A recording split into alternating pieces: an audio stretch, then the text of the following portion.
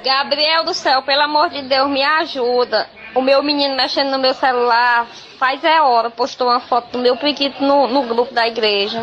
E aí eu fui apagar e eu não sabia que tinha que apagar para todos. Eu apaguei só para mim e a foto permanece aí no grupo. E as meninas já me ligaram aqui, a Betânia, a Sirlene, eu já pedi para elas ver se conseguia apagar, que elas são administradoras e nada. E eu tô aqui morta de vergonha, já saí até do grupo. Tu não sabe um jeito de tirar essa foto daí não, meu irmão, pelo amor de Deus, para me ajudar. Eita, colega. Mas não dá pra perceber, não. Eu tava olhando aqui direitinho, tem? Parecendo um cururu. Não dá pra perceber que é um priquito, não, menina. O bicho tá rixado demais.